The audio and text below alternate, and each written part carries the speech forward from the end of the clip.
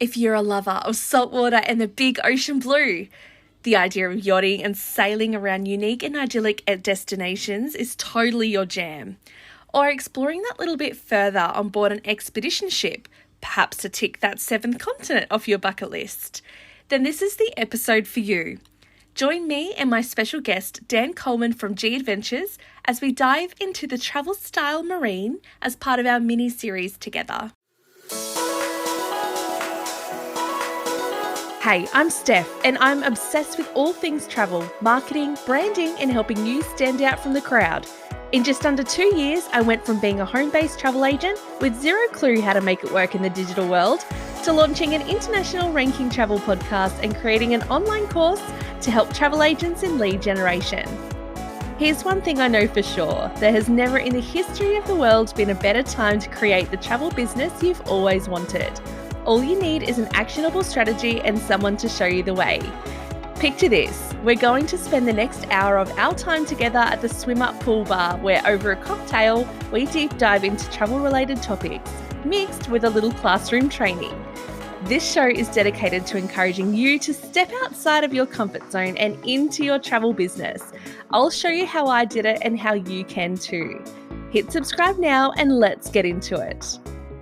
If you're a travel agent wanting to onboard your perfect fit clients into your biz, download my free cheat sheet for lead generation systems you can use right now. Head to stephaniemyers.academy/cheat sheet. You're listening to Unplug in Paradise, the podcast.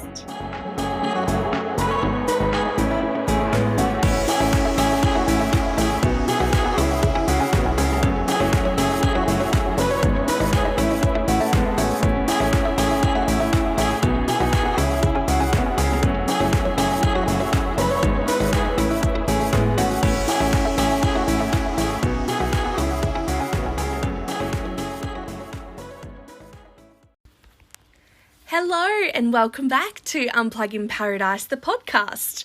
My name is Stephanie Myers and I am your travel agent and host. In today's episode, number 23, we are talking about all things marine with Dan Coleman from G Adventures. This is part of our mini-series together with G Adventures, so if you haven't heard of them before, can I suggest heading over to episode number 16? You'll get a really good download on the company, what their brand message is and what they're all about. So listen to that one first and then pop back to this one, and then you can get a better feel of what we're talking about in this episode today. Really looking forward to this one. We're talking about all things sailing, we're talking about all things expedition cruising, and there's also a special feature of the Galapagos Islands. So I'm really excited for that. So in the nature of being on a catamaran or a yacht somewhere in the tropical abyss of some atolls somewhere in Sri Lanka, hold my hand, let's stand on the edge and let's dive in. Hello, Dan. A big warm welcome back to Unplug in Paradise. Thanks for having me back, Steph. No worries. It's nice to have you back on the show. And in today's episode, we're going to be chatting everything to do with marine and G Adventures, and also chatting about some personal experiences as well. I have a lot of personal experiences, Steph. This travel style marine is definitely, it's up there as one of my favorite ways to go. So I was really looking forward to chatting with you today. Me too. Now, would you please join me in acknowledging our country by recognising the generations of local Aboriginal people of the Bundjalung Nation who have lived in and derived their physical and spiritual needs from the forests, rivers, lakes and streams of this beautiful valley over thousands of years, the traditional custodians and owners of these lands. So first up, Dan, would you be able to give us a little bit of an outline of the different styles of marine adventures that G Adventures do? Sure. Yeah, that's really important to cover off, because I know last time that we got together, we spoke about the different travel styles that we have, and marine was just one of those. And then once you get into marine, there's actually all these sub-travel styles, and they're all amazing. Or maybe I'll start with, I think, the biggie, which is our expedition program. How does that sound? Sure, yes, let's do it. Okay. So Yeah, this one here, there's so many bucket list activities and destinations with the expedition program, but essentially it's both ends of the world. It's the poles, so Antarctica and the Arctic. We have our own beautiful little red ship called the GE Expedition, and it takes groups of travelers. Now, it's really small. It's only 134 people on board, plus the crew and the expedition staff. And for example, we would depart from the bottom of South America, from Ushuaia, and we would head down to across the Drake Passage to Antarctica, sometimes via the Falklands as well. So the expedition stuff, it happens over the summer season for the Southern Hemisphere. And yeah, once we're down there, being that it's a small ship, the idea is that you're getting off the vessel often. So we're doing at least 2 landings a day with weather permitting. And, there are a lot of rules around traveling to Antarctica, and I'm so grateful for these. It keeps it pristine and for everybody to enjoy. But the rules are, there's the maximum you can land anyone at one site is 100 people. So how we work with that is we will send people off in groups. We also have the photography Zodiac cruises. So we'll have a photographer on board, and they'll be doing instruction as we go. So we can get a Zodiac out there cruising up closer to icebergs or to colonies of penguins from the water, and we can do photos. We also have the kayaking offered as an optional extra. So we'll get 20 people out kayaking, and it's a very special, quiet, calming way of getting around and sneaking up on these penguins or the seals there by doing it under your own power, which is the kayaking. And then once we've got some people on land, they're ready to head back, we can get the other people who've been on the Zodiacs or the kayaks on. So you'll get maximum time spent actually exploring the continent of Antarctica. And that's what's great about going in a small vessel. One of the things, the main thing, I think, apart from being small, that people love with us is we have a world-class expedition team. So, yeah, there's no shuffleboard, there's no theatre, there's no casino, none of that nighttime entertainment that you'd expect on a cruise ship maybe.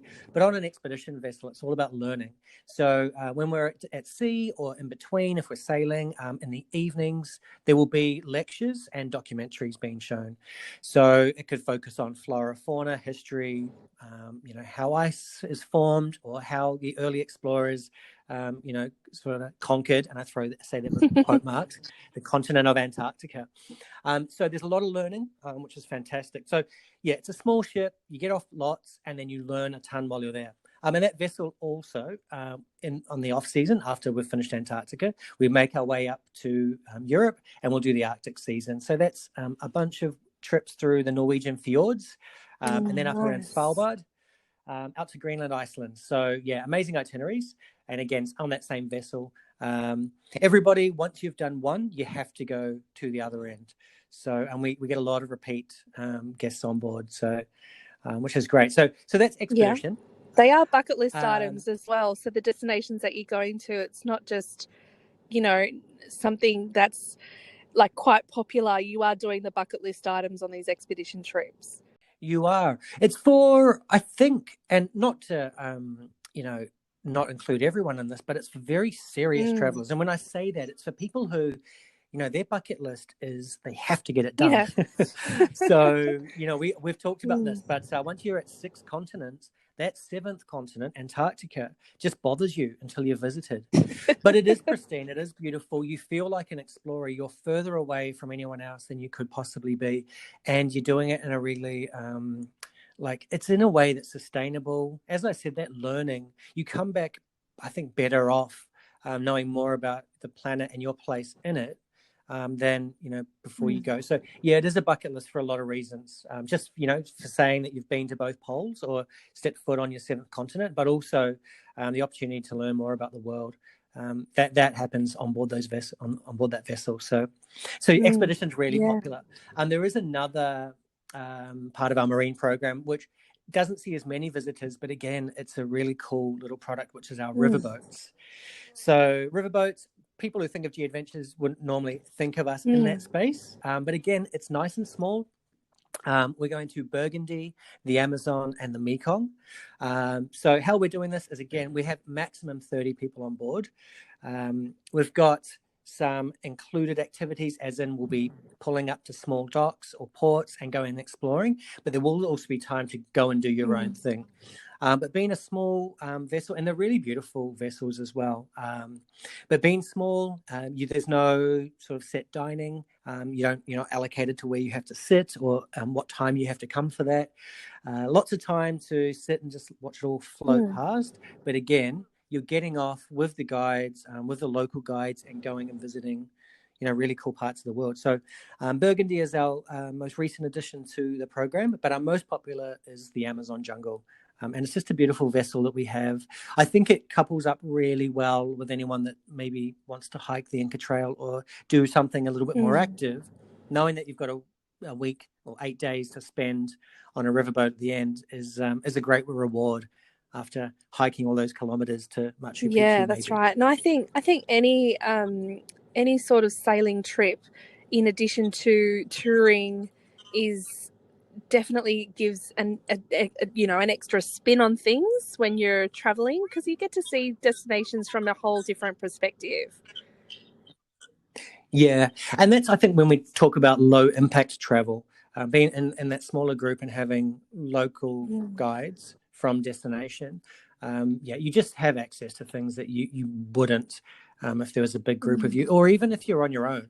I'm all for every type of travel. I think there'll be a fit for everybody, be it a large group or independent or small group where we sit. And they all have their pros and cons, but I do like our level of access that we offer versus maybe independent travel where, you get to do your own thing when you're going on your own, which is great. But having someone who's grown up in that place and, who is passionate about sharing it, that will show you something that, your guidebook, your Lonely Planet, doesn't know that's about.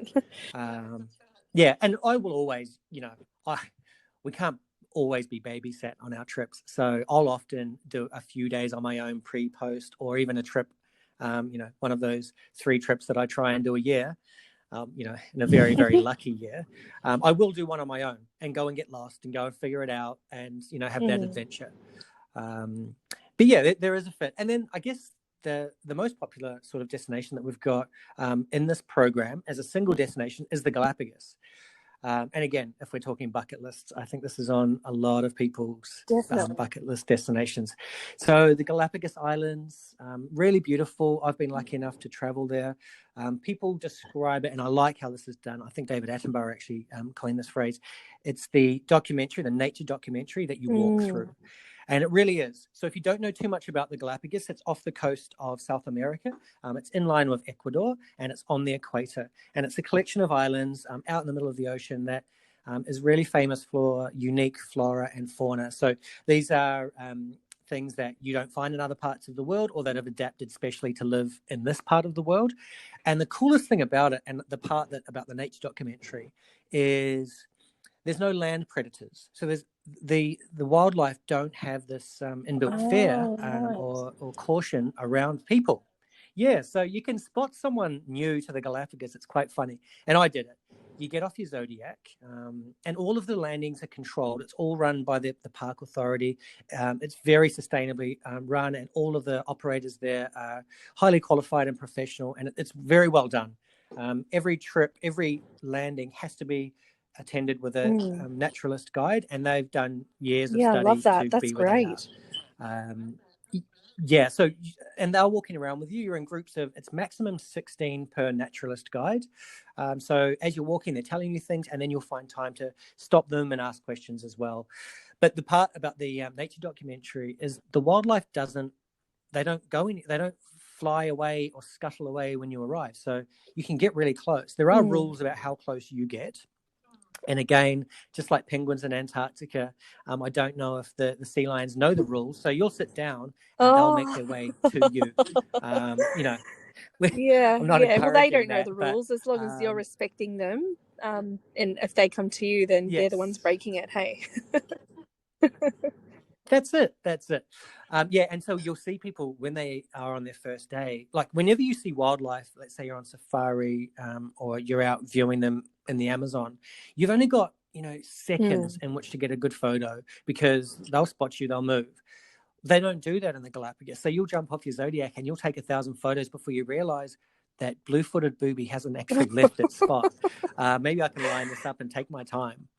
So, yeah, and they are, in my opinion, the superstar of the Galapagos Islands, the blue-footed booby.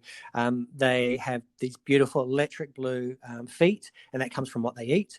And their mating ritual, their dance that they do, it's really funny. I do sometimes think like they're my spirit animal. They dance, yeah.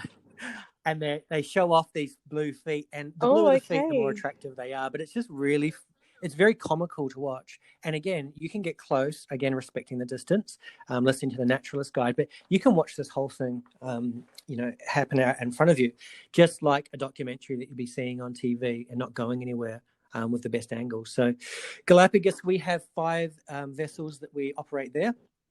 We have a new build which is coming, so that will take us to 6, which is fantastic. Most of them are 16 people on board, so you have that one naturalist guide, and then we do have one vessel which takes 20, which is really cool because then that group of that you're out with cuts down to 10 to the naturalist guide. And if you want to spend more time snorkeling or more time on the land, if you'd rather do the fast walk versus the beach visit or different things, you can do that. We relocate the ships at night, so you'll wake up either in a new destination or across your meal times. We'll be moving around the island, so it's very well run, as I said, and organized. You won't see too many other vessels at the sites. Again, they limit the numbers at each visit. But the idea being that you'll see tons of really cool wildlife. You'll actually visit some of the towns as well on the islands, but you'll have an educational onboard experience again, just like I mentioned for the poles. So look, Galapagos is still one of our most popular destinations, and it couples up really well with Peru. Again, I think go and hike to Machu Picchu, hike the Inca Trail with a week on the vessel in the Galapagos to look forward to after. So, a really cool sort of maybe 2 to 3 week trip. And what a way to end your itinerary on a high. Well, that's exactly. How many bucket lists is that? And I would definitely get the hiking out of the way, because if you're anything like me, like I like to just get it done. I'll get up and get the hard eat the frog. Eat the frog. Is that what they call it? So knowing, eat the frog. That's it. Yeah. So look, having done the Inca Trail a couple of times, I would definitely suggest get it done. Look, it's incredible on its own. But then that you've got someone cooking all your meals for you. That's right. You unpack once and you wake up and you're in, like, it's always temperate as well. It's like 24 degrees year round. Like this is an average easy temperature. The water, it doesn't fluctuate much. So depending on the season you go, all that means is you're going to see different wildlife doing different things. So there's no real good, best time to go. And all of the islands have their appeal. So there's no best itinerary. But I think pick when you want to hike the Inca Trail. Let's say if you are going to Peru or the Amazon, figure out the best season for that, and then just head across to the Galapagos after. And then you've got that's right. Is there any diving off the Galapagos Islands? Do you know? Yeah, there is world-class diving. So what you want to do is, if you are a diver, you can talk to us about that. We don't operate the diving on our vessel ourselves, but there are, if you wanted to do that, you'll find plenty of operators that will do that, live aboard and diving. But what you can do is organise, when we're in port in some of these towns, we can get a dive company to come pick you up from the vessel and then take you out for a couple of dives. A friend of mine who I used to work with, Sue, she had an amazing diving experience in the Galapagos. There's a famous rock that has hammerhead sharks circling it. And I'd say dozens, if not up to hundreds of hammerhead sharks on her dive. And if you may not be into sharks. A lot of divers, that they've got a good friendship. I've dived with sharks before. But there's also depends on what type, but that's it. Yeah, well, there's also whale sharks that visit there, and I think for a lot of people that's so the Galapagos is known as a great destination for whale sharks. They have a season, and getting there for that's again, we've said bucket list a lot of times. Up there on the list as well. Just pop it on the list. And that's we've talked about this. And it's so funny that list. No. It doesn't. If anything, it gets longer and longer and longer. Yeah, well, you go to one place, and be it you go on a small, like let's say Yeah. you go to the Galapagos with G Adventures, and at the time of your life, and then someone's on there and they've said, "Oh, you'll absolutely have to go to," and they'll name a destination. Let's just say the Amazon jungle, and you'll ask why, and they'll tell you about it. And be like, "That's exactly what I love about traveling." So, all right, I'll add that, and then you go to that place, and then someone there will tell you Oh, about the next place. yes. The ripple effect. So, yes. That's it. I didn't know this when I first started traveling, and I think I sort of came to it Yeah. a bit youngish. But my first overseas trip, I thought, okay, so there's the 10 things that I want to do in my life, and that'll be it. And then I can just sit back and, I don't know, get on with adulting. No, And it it wasn't like consumes that you. at all. The list gets longer. It's It addictive. I does, think yeah. like the addiction is the itchy feet. You feel it, you know. Yeah, that's It right. keeps Well, they us in call it the business, travel doesn't bug it, for a Steph? reason. I'm like, cool, there's no antidote. No, you think more Yeah, travel, that's but no, right. that just makes it worse. We're enablers, Steph. I think that's what That's we're it. admitting, that we're enablers. Those are the three. I mean, yeah, we've got the Galapagos, the expedition program, and the riverboats. But I think the one that we wanted to talk about, and I think that interested us both the Yes. most, is the sailing program. We've been doing this for, I'm going to say 6 or 7 years, maybe a couple more than that. But our sailing program is beautiful, and we're traveling to some of the most beautiful parts of the world. Yep. And I'll tell you about a couple of them. But, you know, we're in Europe, we're in the Caribbean, and we're in Asia. And yeah, look, they're all small vessels. I think the maximum we take is 12. The average is 8. And it's an opportunity to either take part in the sailing and, you know, help out, right through to do nothing and just catch up on all your reading that you haven't had a chance to do. So where did you want to sail to first? Or where did you want to go I do have a question about the common duration of your marine, the 2 different styles. So you've got the expedition, the sailing. We know that river they aren't long itineraries, and the Galapagos isn't a long itinerary either. The differences between sailing, the duration of the trips, generally expeditions a lot longer, aren't they, Dan? They can be, yeah. And look, I mean, the quickest expedition trip that you've got, let's say you want to go to Antarctica, is 11 days, and that allows for 2 days each way crossing the Drake Passage. So you're really only in Antarctica, I think it's for 5.5 days on that one. So I would do longer. I would go for a 13 or 14 day if your time and finances allow, because, you know, generally you're going to go once. Try and go those extra days, because, you know, you can definitely see enough penguins, but you don't want to see not enough. That would be the problem. So, maybe let's say 2 weeks in duration for an expedition. Then at the riverboats, they're about a week to 10 days each. The Galapagos Islands, you've got 7, 8, and 10-day itineraries. If you want to see everything, you need to do 2 10-day back-to-backs. That's sort of how that works. And then the sailing program, we're looking at around about a week for each one. Now, some of these you can, like let's say sail in Greece, you can actually combine trip to trip to trip and sort of just have an endless summer sailing the Greek islands. But they're about a week in duration. Some of them are point to point, so you'll finish in a different destination to where you started, and then some are round trips. So, for example, Thailand, we come back to where we started from. Same with Cuba. So that's the destinations you started saying that you're in Greece, Cuba. Okay, yeah. So let's talk about Europe first, because I think what are we about? You know, the hemisphere, the seasons, the summer season up there, we're looking at during the middle of the year, so June, July, really popular season for sailing in Europe, and we are sailing in Croatia, Montenegro, and these are on little 8 people yachts. We're also sailing Greece the same way. So yeah, those are the 2 destinations that we've got for sailing currently in Europe. And that ticks off a lot. I mean, the Sailing Greece program, you know, I mentioned that you can piece together itinerary to itinerary. So that's what a lot of people will do. They'll come up with us and they might do a trip that, let's say, finishes in Athens. And then they can jump on and carry on. We've got these trips between Mykonos to Santorini. You can do a 10-day sailing trip that comes back around from Mykonos to Mykonos, or you can carry them on. So we could go from Mykonos to Athens, or there's a lot of different ways that you can piece it together. So you're looking at 8 to Wow. 15 Wow. days Wouldn't that max. just be an absolute dream? Yeah, if you want to do different. Jeez. It is. And the cool thing about how we do this, Oh, we have a yeah. start and end point. But the sailing's down Yeah. to the wind and people's interest. So we will arrive, let's say Sounds we're good. doing Sounds Mykonos good. or My Santorini. bag's packed in. I'm In ready. between there, you've got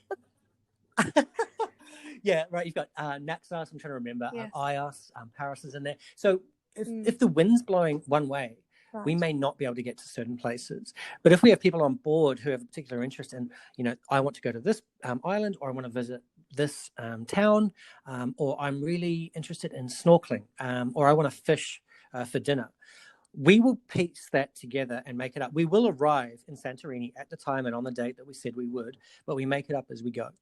So it's not a cruise ship where on day 4 you're going to be pulling into this port.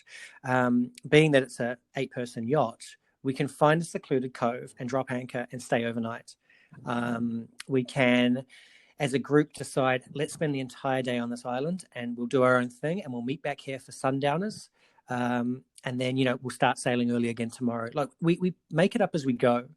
And one of the things, that people love about this is it's not a tourist itinerary. As I said, you don't know we're going to be in 4 or 5 days. This is what a traveler would choose to do. So you have the skipper on board, and again, they're all highly trained and qualified to sail in these seas. And they're our CEOs, our chief experience officers, so your guides. So they've got they wear a lot of different hats on board. But what they will try and do, and again, it's up to people's level of interest in taking part, but they will try and teach you some of the basics of how to that's sail. an experience that you can have while sailing. That's right. And sometimes, like, you might get a whole team that come together, and you want to sail, and you tell the skipper, like, hey, you take it easy, we'll get us to the next place.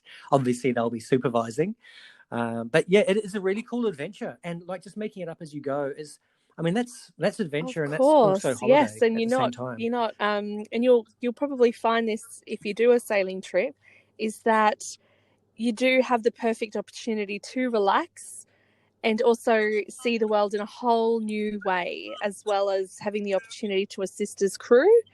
And also, having that freedom to go, hey, actually, there's a really good reef up here. Let's stop, take the kayaks, go for a snorkel, jump off the boat, get those photo opportunities, and really just live it the way you want. So I love it. I've done it before, and I can't wait to do it again. I have to wait for my son to grow up, though, if he wants to come with me. Yes, that's and what a cool definitely. thing to look forward to. As you were saying, like being able to drop anchor and jump off, and we do include on often a lot of these vessels there's basic snorkeling equipment. There'll be a kayak or a paddleboard, sometimes both. So the idea is have that holiday, splash around in the water, and then at the same time, like, there will be small towns and ports that we get to visit as well. So one that I was lucky to do, going back maybe 2 years now, was our sailing Indonesia. So we pick up just basically in Sanur, so on Bali, and we sail across to Lombok, around the Gili Islands. It's a week in duration. It's a catamaran, and we had 12 people on board. Like for that, we did have some longer sailing days, and there's those nets at the front of a catamaran that you can lay in. So everyone's got their books, and we're absolutely cruising, and we've switched off. And then we'll be pulling into, as I say, some of the smaller towns, and getting off and spending half a day walking around and going visiting and doing some cool stuff there. So what we will do is, it's all sleep on board, obviously. We will match people if they're traveling on their own. We'll find someone of the same gender to put them into a cabin with, and if they would like their own cabin, that's an option as well. So we can look at doing that for them. They're not all en-suited. That is something to remember. These are small yachts. They are smaller vessels, and with that you get the cool things that we're talking about, like the flexible itinerary and not having to wait for anyone. But again, like, let's say there's 4 cabins, there'll be 3 WCs or water closets, bathrooms to use. So all the meals we provided on board, so your breakfast and dinners. And let's say if we're visiting a place for a lunch, you'll be able to do your own thing for that. But yeah, like it is such a peaceful, beautiful way to go. Every time I've gone on one of these vessels, I've managed to finish a bunch of books that I've been Oh, wanting to. you actually I've met read some on really cool people. holidays. I've got, yeah, well, you know, Is that I try to, your way yeah, to unwind, yeah. Dan? Well, you can. It is. Oh, absolutely. Like a good book, The for me, ultimate. that is paradise. So yeah, and sometimes I'll try and build something into an itinerary, like a train journey, for example, on a trip. Like a local train is such a cool way to go. Like I love traveling overland and doing it that way. And you can get up and walk around and meet people that way. But you know, you can just sit and read a book because you can look up and see the landscapes. It's not, you can switch off a little bit from it and throw yourself into a book for a while. But yeah, as I say, when you're sailing, it's a good way to fill up the time. It's quite funny. You know, as soon as the vessel has dropped anchor, you jump off the side, no matter where you are on the boat. Yeah, and you splash around, like, and that's the cool thing about it. Like, you might be sunbathing and dozed off, and you hear the anchor start going, and it's just right. I'm out. Jump. You know, you can roll out of bed into the water if that's what you want to do. So our most popular destination for, you know, and I know that we've got a lot of Australian and New Zealand listeners here, is the Maldives.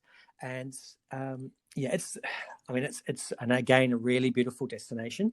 We sail on Adoni, so it's when I say sail, it doesn't have the sails which we try and put up on all the other trips.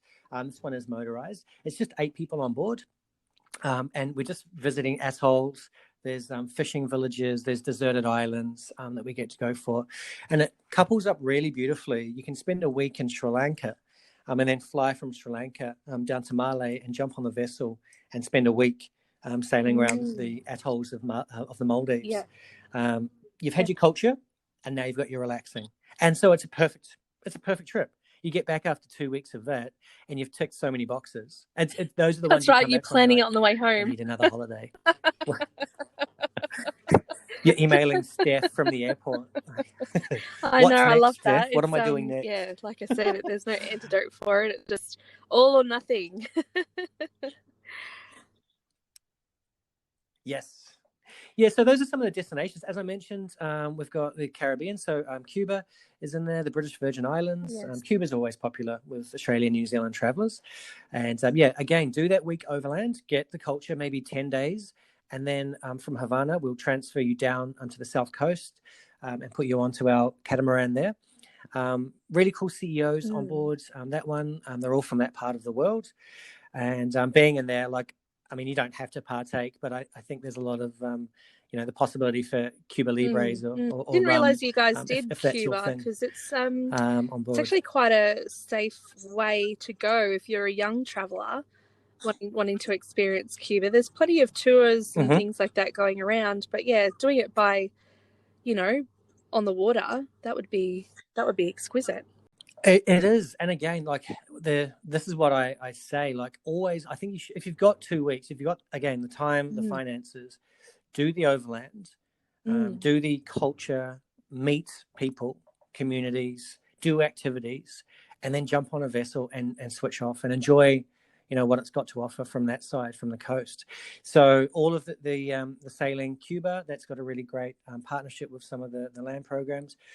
Indonesia, one that I've done, it starts in Jakarta, finishes down in Sanur. So it's a week using train to get yourself there with 2 homestays along the way, which is really cool.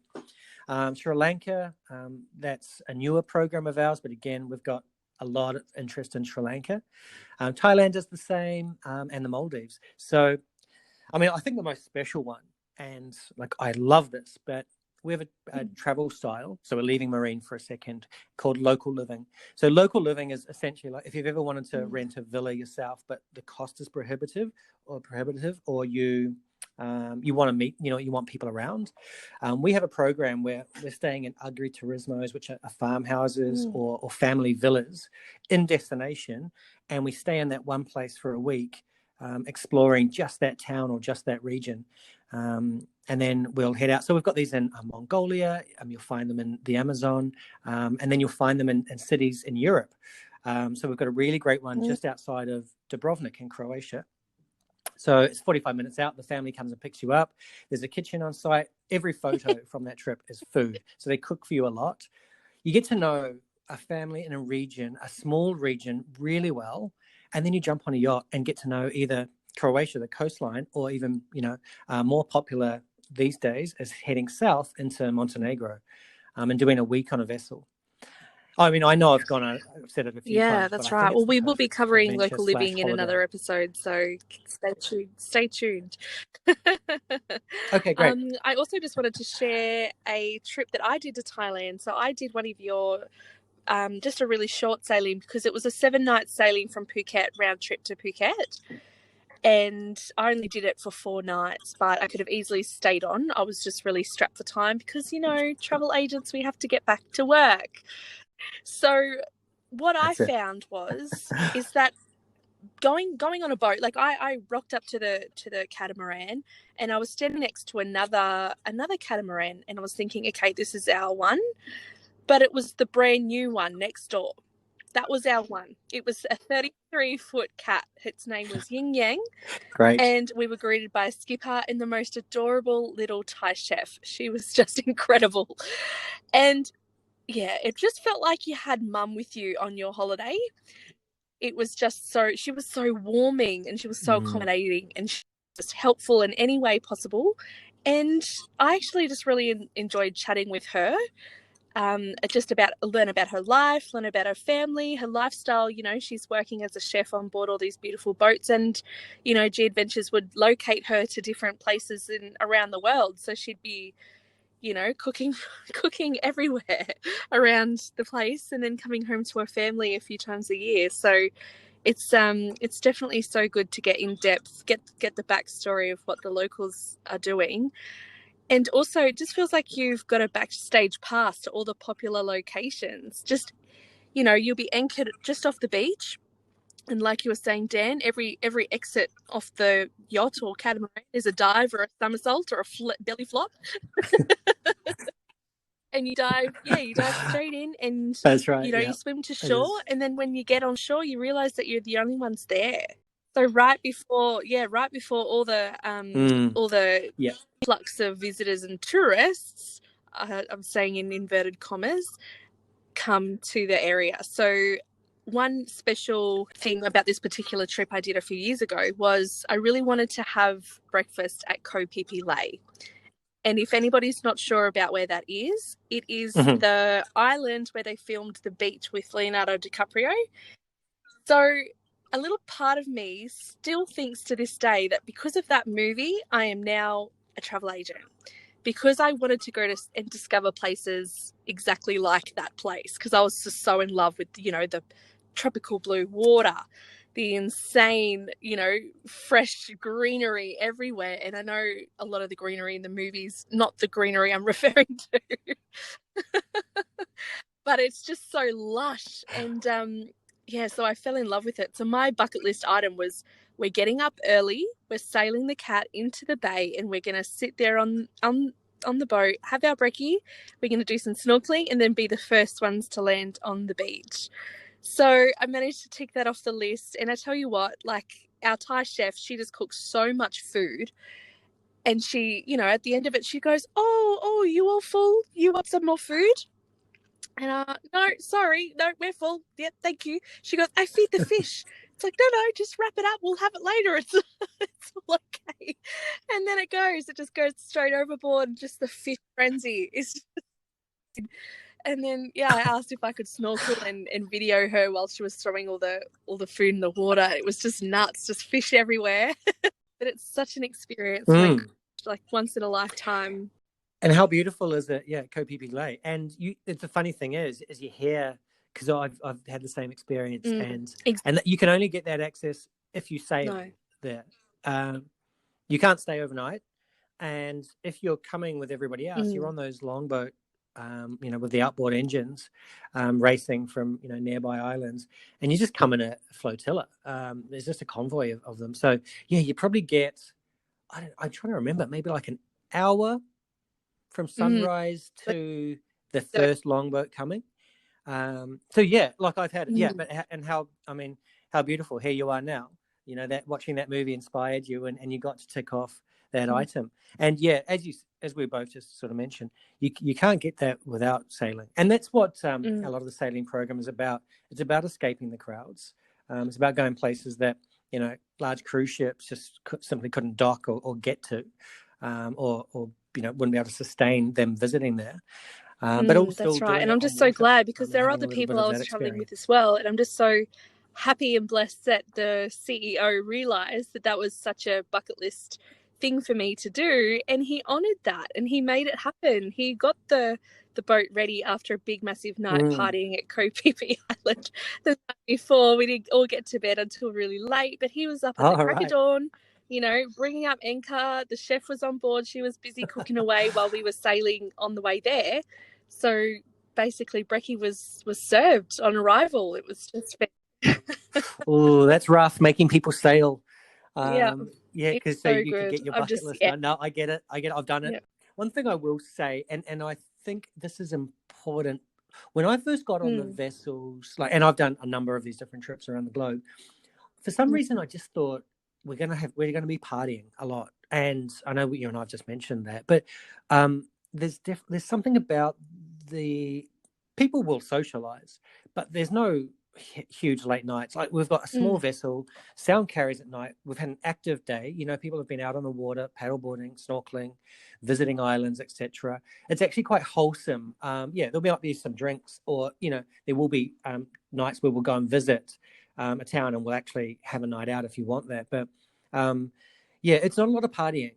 Even the Croatia and the Greek island trips, which I know there are some operators who specialize in the Yahoo. That's not us.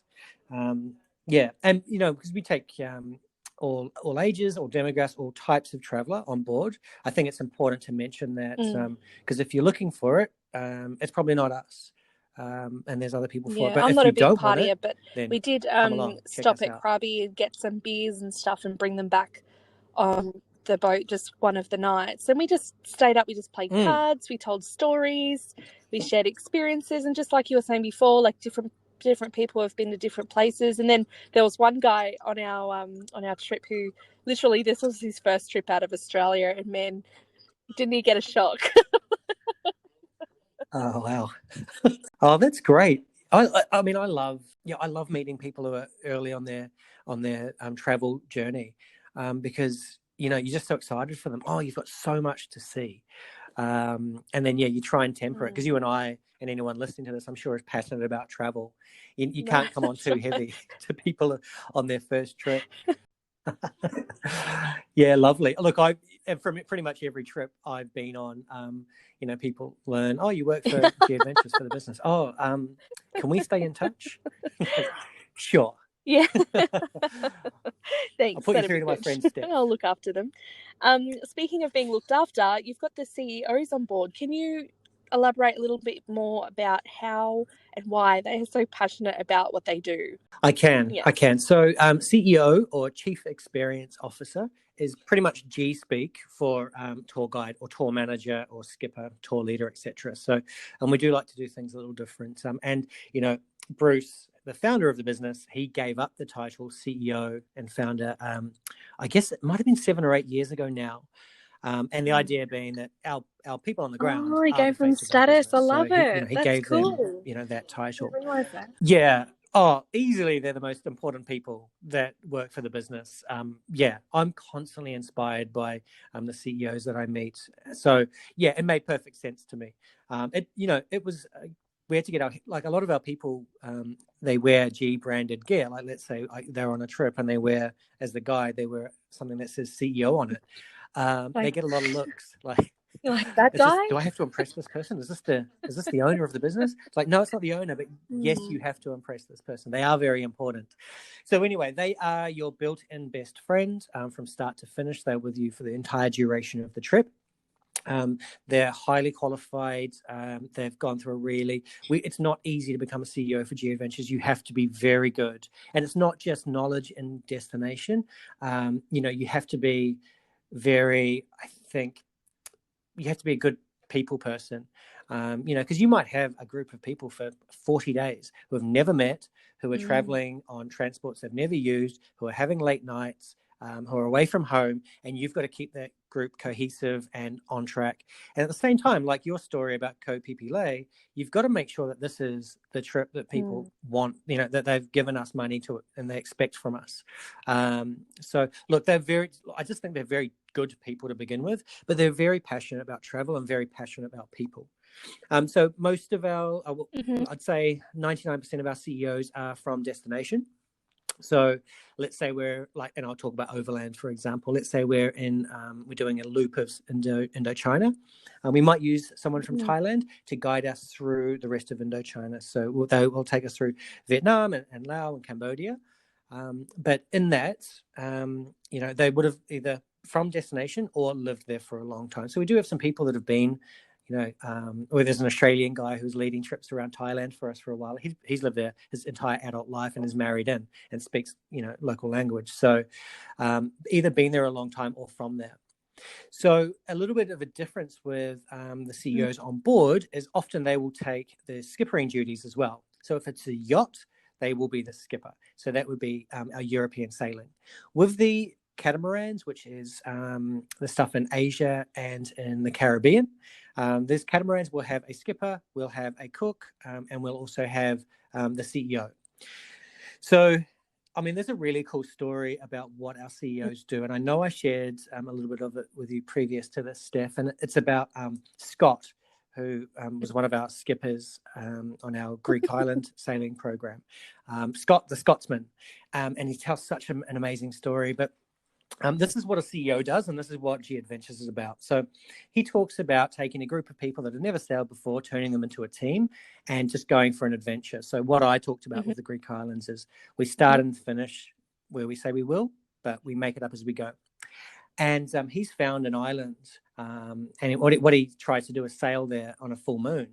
It's a deserted island. No one lives there. But there's a Greek Orthodox church with a patio on the island. That's the only thing on the island.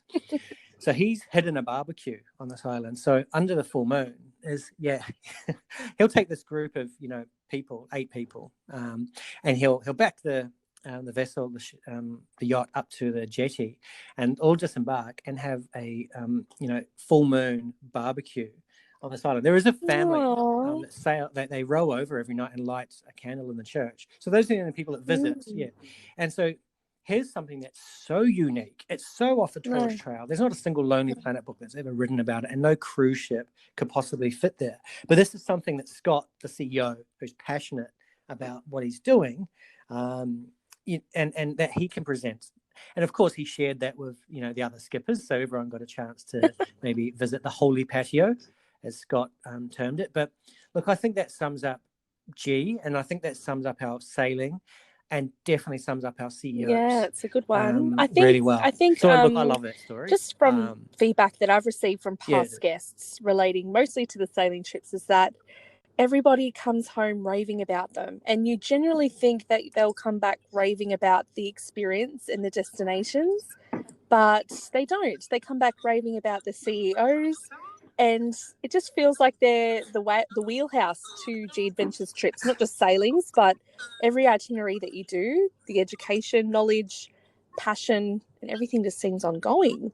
Yeah, and as I said, I've worked for G Adventures for over a decade now, and I love it. I love the people, but I always thought there'd be a limit to that. Just how impressed can I be with an organization?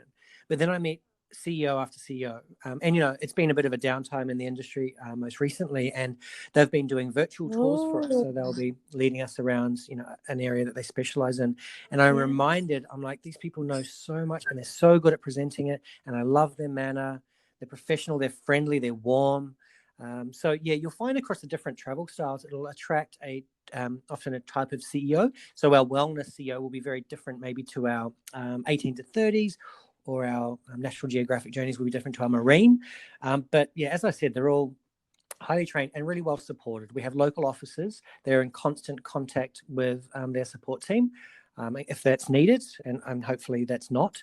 There's the full might of G Adventures and the people that work for it, supporting that CEO to make sure that trip for our travelers is amazing. And they do talk about the CEOs. You're right. I often get to read reviews that people submit after they finish a trip, and 2/3 of them are, I love such and such CEO name, or this person couldn't have been better. They made us feel safe. They suggested things. They went above and beyond.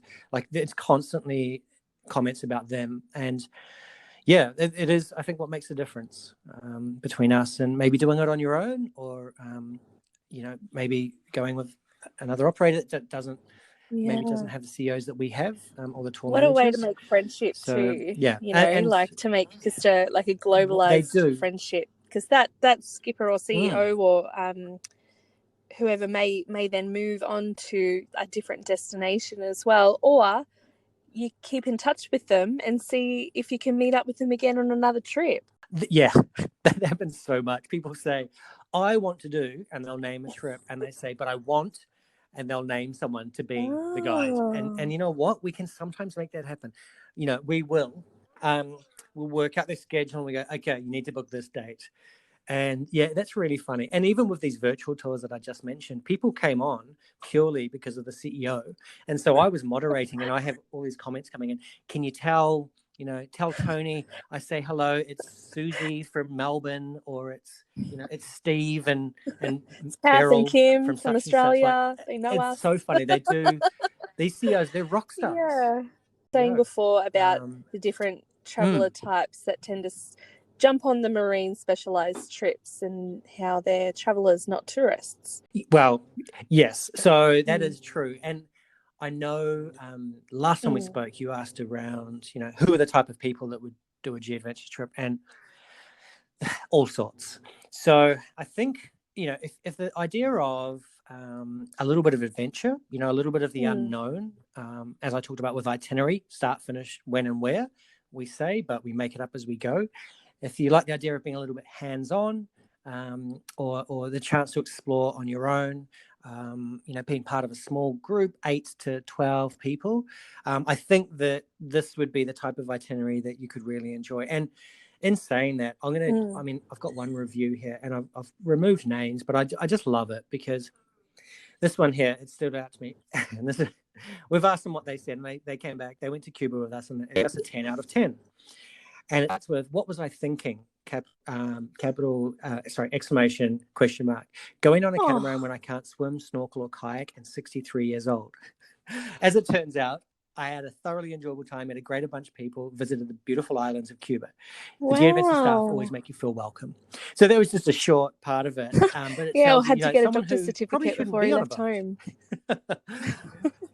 No limits. I love that. Yeah, so freedom and flexibility. If you've got both of those, you're perfect. Ready to go, ready to sail. That's it. Yeah. And look, I like to think of myself as a bit of a scuba diver, like a water baby. I take my, like I said, I like to think. But anyway, I take away some of my gear, like my dive,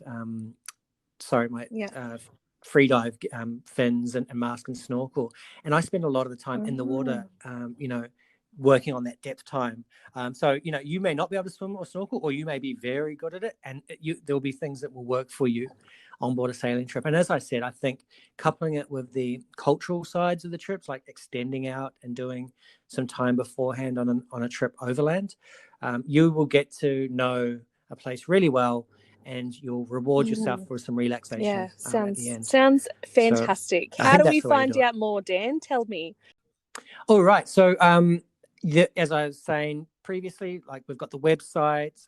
There's plenty of information available on all the socials. We're very available, very accessible. But look, you've traveled with us. You know how the sailing goes there. Fantastic. So Thank you. Yeah, all of the details will be in the show notes as well, of how to get in contact with G-Adventures and myself as well. If you want any more information, I might put in some photos from my sailing trip, so you can get a little bit of a snapshot of what it entails. And yeah, you can look forward to planning some sailing trips, because to be honest, I can't think of anything better to do right now. Oh, this has been fantastic. Thank you so much, Dan. It's just been incredible to hear about your personal experiences with G, and also, taking us all around the world today. Thank you so much. Talk soon. Bye-bye.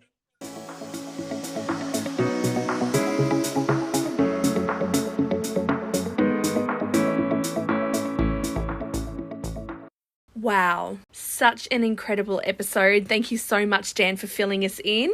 Guys, there is so much in the way of show notes from today's episode, so I'm not even going to go into trying to cover them right now. So you'll have to pop over to travelbystephanie.com.au/23.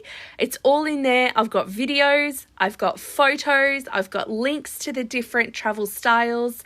I also just want to rehash on something that is such a unique thing to the marine travel style, is that you can actually be a major part of your trip by way of involving yourself in being part of the skipping crew, you know, lowering anchor, making sure everybody's having enough water on board or rationing the amount, you know, length of showers that they're having. You can be as much a part of it as you want or as little a part of it as you want. But it is so much fun being a part of it and choosing to be a part of it, because that is what makes long-term memories. If you're enjoying the podcast, please head over to Apple Podcasts and leave me a 5-star rating and review. That would make my absolute day. Thank you so much to those who have been doing it already. I so love reading your feedback. Also, if you haven't yet subscribed, make sure you subscribe. That way you get notified of the new episodes that get released every Wednesday. And if you're a Spotify lover, make sure you click follow. And that's it from me today. You'll hear from me next week. Take care, everyone, and I'll talk to you soon. Bye. And sometimes my mommy just got it. He's a travel agent all day. He works so hard. He's a travel agent and loves me.